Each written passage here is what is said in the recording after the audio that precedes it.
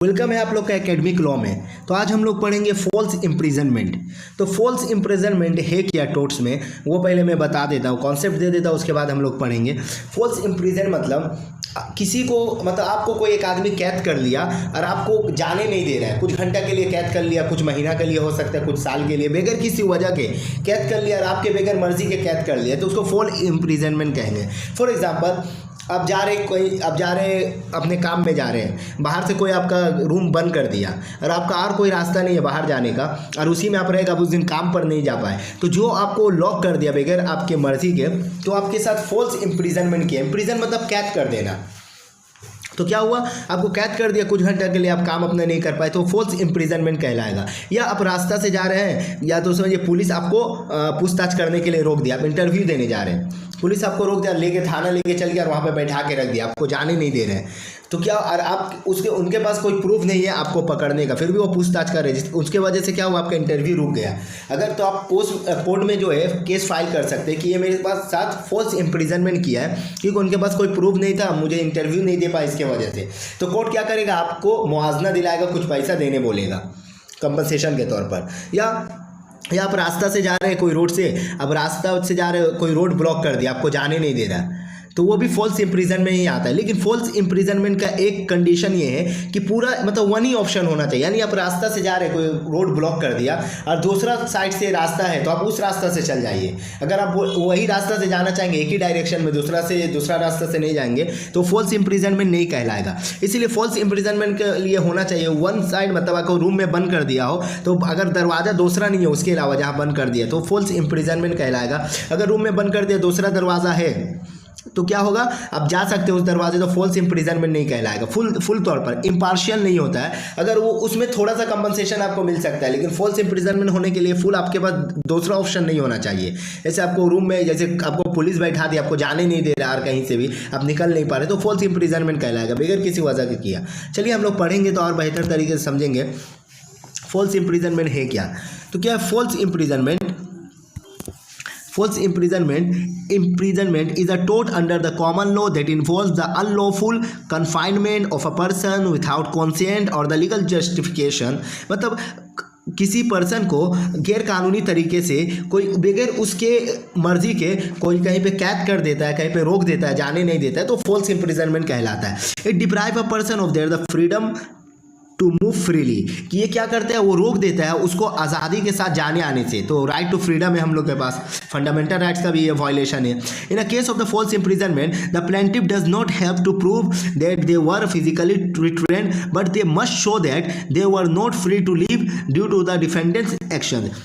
मतलब false imprisonment proof करने के लिए जो प्लेंटिव होगा, प्लेंटिव और डिफेंडेंट किसको बोलते हैं पहले मैं ये बता दूं। प्लेंटिव मतलब जिसके साथ जुर्म हुआ हो उसे प्लेंटिव कहते हैं, और डिफेंडेंट जिसके खिलाफ केस डाला जाता है वो डिफेंडेंट होते हैं, ठीक है। तो प्लेंटिव को प्रूफ करने की ज़रूरत नहीं है कि उसको मारा, वो अपने चेहरा पे कुछ इंजरी नहीं दिखाएगा, वो ज़रूरत नहीं, सिर्फ ये प्रूफ कर दे कि हमको रोका गया था, हमको कुछ देर के लिए कैद कर लिया था, कुछ घंटा, कुछ दिन, ये कितना भी हो सकता है, कर दिया तो फॉल्स इम्प्रिजनमेंट कहलाता है।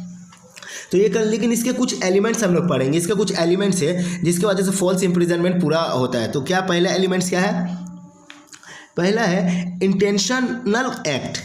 इंटेंशनल एक्ट मतलब वो अपने उसके पास मतलब सोच लिया है कि वो काम करेगा। The defendant must intentionally commit the act that confines the plaintiff. मतलब जो डिफेंडेंट होगा वो पूरा सोच लिया होगा कि इस प्लेंटिफ को, मतलब इस आदमी को हमको कहीं जाने नहीं देना है, कैद करके रख देना है। तो इसका ये एक एलिमेंट, ऐसा करेगा तो ये क्या होगा, फॉल्स इम्प्रिजनमेंट कहलाएगा। दूसरा है कि क्या, कन्फाइनमेंट और रेस्ट्रेंट, मतलब कैद कर लेना। The plaintiff's movement must be the completely restrict. It could be physical or through threats or intimate or the other means। मतलब अगर आप जा रहे हैं, आपको रोक दिया, कोई रास्ते में आपको डरा दिया, मतलब आप कोई कॉल करके बोला अगर आप बाहर निकलिएगा तो हम तुमको गोली मार देंगे। अब क्या किया, आपके अंदर वो डर पैदा कर दिया, आप उसके वजह से बाहर आना जाना नहीं कर पा रहे हैं, तो क्या ये भी एक फॉल्स इम्प्रिजनमेंट हुआ, क्योंकि आप घर में रह रहे, कहीं आ जा नहीं पा रहे, किसकी वजह से, क्योंकि वो डराया है, वो आपको अंदर डर पैदा कर दिया, बंदूक दिखाकर हो या गन पॉइंट में हो, वो आपको मार नहीं रहा लेकिन डर पैदा कर दिया, तो ये भी क्या होगा, अगर आप उसके वजह से बाहर नहीं जा पा रहे तो वो भी क्या कहलाएगा, फॉल्स इम्प्रिजनमेंट नहीं कहलाएगा। तीसरा क्या है, तीसरा है लेक ऑफ लॉफुल जस्टिफिकेशन। मतलब कानूनी नहीं था, आपको जो इम्प्रिजनमेंट किया वो कानूनी नहीं था, तो क्या होगा, the confinement must be the without legal authority और जस्टिफिकेशन, मतलब आपको जो कैद किया गया है वो कानूनी नहीं था, बगैर किसी रीज़न के, बगैर गैर कानूनी तरीके से आपको कैद कर लिया, तो ये भी फॉल्स इम्प्रिजनमेंट कहलाता है। फोर्थ नंबर है अवेयरनेस ऑफ कन्फाइनमेंट। कन्फाइनमेंट क्या है, the plaintiff must be the aware of their the confinement और must have the suffered harm as a result. जैसे बताए ना कि वो बोला कि अगर तुम बाहर निकलोगे तो हम तुमको जान से मार देंगे, तो जो प्लांटिव है जिसके साथ हो रहा है वो जानते हैं अगर हम बाहर निकलेंगे तो मार देंगे, इसलिए वो खुद से ही रूम में रह रहा है, वो बाहर नहीं जा रहा डर से, तो ये भी क्या होगा, फॉल्स इम्प्रिजन में ही आता है। तो हम उम्मीद करते हैं आपको फॉल्स इम्प्रिजनमेंट समझ में आएगा, लेकिन कुछ खास तरह के 3 केसेस है जो हम लोग पढ़ेंगे, लैंडमार्क केसेस, इससे क्या होगा और पूरे तरीके से आप समझ जाइएगा फॉल्स इम्प्रिजनमेंट। तो बर्ड वर्सेस जॉन, इसमें क्या हुआ था, बर्ड वर्सेस जॉन में जो बर्ड से वो रास्ता से जा रहा था, तो रास्ता को जो जॉन है, जो एक इंसान है वो ब्लॉक कर दिया।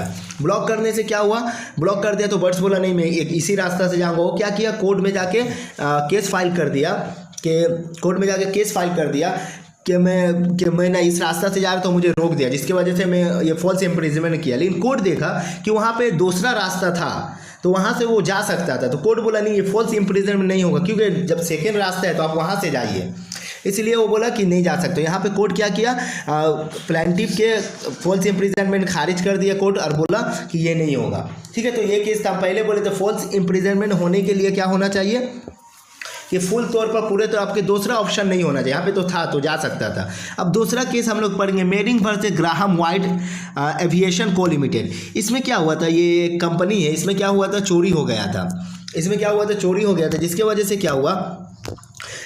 क्या हुआ, बहुत सारे आदमी था, उसमें से एक को ना सस्पेक्ट मान लिया, मतलब वो लोग ना सोच लिया कि शक कर लिया कि ये चोर है, लेकिन उसको बताया नहीं, वो चोरी नहीं किया था, लोग शक कर लिया। उसकी वजह से वो क्या किया ना, उसको एक रूम में बुलाया, बिना ये नहीं बोला कि मैं आपसे पूछताछ करूंगा, उसको बुला के एक रूम में बंद कर दिया, उससे पूछताछ कर रहे तुम चोरी तुम किए हो कि नहीं, वो बोला नहीं हम नहीं किए, तो अब उसको जाने नहीं दे रहा, उसको उस रूम में कैद कर लिया, 2 बॉडीगार्ड रख दिया दरवाज़ा पर, डोर के पास, कि ये बाहर नहीं जा पाएगा। वो रिक्वेस्ट कर रहे कि हमको बाहर जाने दो, लेकिन जाने नहीं दिया। फिर बाद में क्या हुआ, ये केस फाइल किया फॉल्स इम्प्रिजनमेंट का, तो क्या हुआ, जो मेरिंग जो है इसको क्या हुआ, कोर्ट इसके हक में फैसला दिया, बोला नहीं ये फॉल्स इम्प्रिजनमेंट था, क्योंकि आप किसी के शक के बिना पर किसी को अनलॉफुल तरीके से, गैर कानूनी तरीके से कैद नहीं कर सकते हैं। तो यहाँ पे क्या हुआ, मेरिंग जीत गया, क्योंकि उसके पास दूसरा ऑप्शन नहीं था बाहर जाने का। और तीसरा केस है इंडिया का, Bhim Singh versus state of Jammu and Kashmir 1985। इस केस में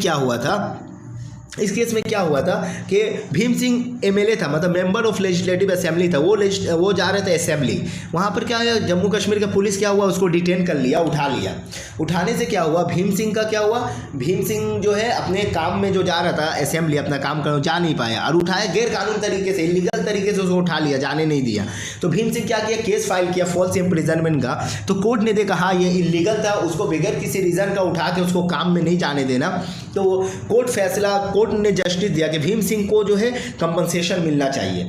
तो इस तरीक़े से कोर्ट अलग अलग केसेस में हम लोग देखे फॉल्स इम्प्रिजनमेंट है क्या। मैं उम्मीद करता हूँ आपको ये पूरा वीडियो समझ में आया होगा और अच्छा लगा होगा, तो लाइक